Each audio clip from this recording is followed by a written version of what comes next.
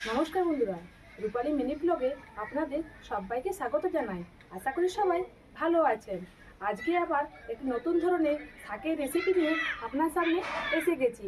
আজ বানাবো গুঁড়ি দিয়ে কুলেখাড়া শাকের ভাজা।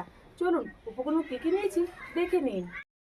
উপকরণগুলি নিয়েছি দেখুন: কুলেখাড়া শাক, আতপ চালের গুঁড়ো, সাদা তেল, হলুদ গুঁড়ো, কুচনো লঙ্কা কুচি, গোটা জিরে, নুন আর পরিমাণ মতো জল।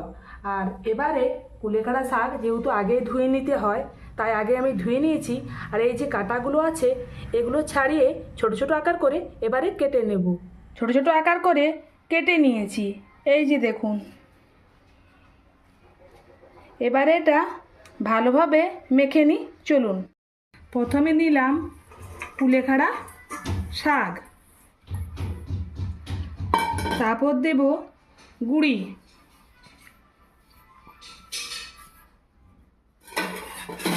এরপর দিব গোটা জিরে, তারপর দিলাম কুচনো লঙ্কা কুচি, পরিমাণ মতো দিয়ে দেব নুন, আর সামান্য পরিমাণে দেব হলুদ গুঁড়ো। এবারে ওটা ভালোভাবে মিক্সড করে মেখে নেব। একটু সামান্য জল দিয়ে দিই, বেশি নরমও করব না, বেশি শক্তও করব না।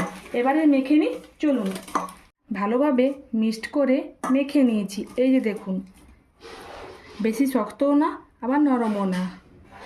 এবারে তেল দিয়ে দেব। তেলটা একটু গরম হয়ে গেলে একে একে ভেজে নিতে হবে। তেল গরম হয়ে গেছে, এবারে একে একে এগুলো ছোট ছোট আকার করে দিয়ে দেব।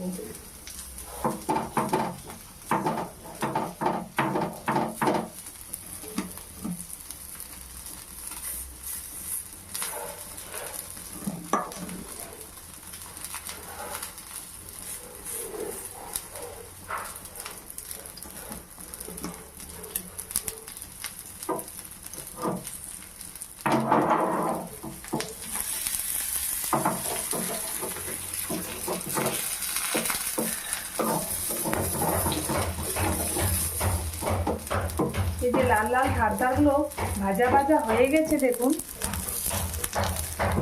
এই যে দেখুন, এটা উল্টো পাশ ঘুরিয়ে নিলাম।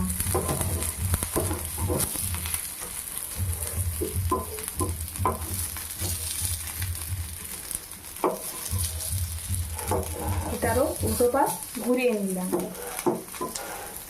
এভাবে উল্টো পাশটাও ভেজে নেব।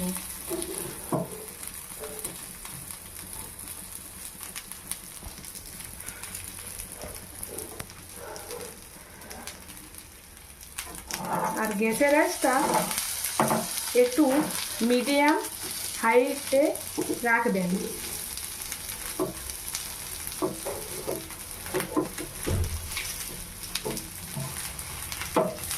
আর একবার ঘুরিয়ে নিলাম। এভাবে ইপাশ উপাশ ঘুরিয়ে ভেজে নিতে হবে।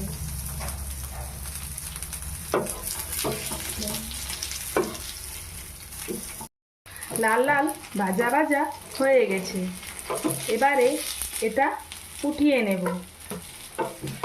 একই পদ্ধতিতে আবারও বানিয়ে নেব। আমি তো গুঁড়ি দিয়ে কুলেখাড়া শাক ভেজে নিয়েছি। আপনারা একদিন বাড়িতে বানানোর চেষ্টা করুন এই ধরনের রেসিপি। আর ভালো লাগলে অবশ্যই কমেন্ট বক্সে গিয়ে জানান। আর আমার চ্যানেলটি যদি ভালো লাগে তাহলে লাইক, কমেন্ট, শেয়ার এবং সাবস্ক্রাইব করে দিন।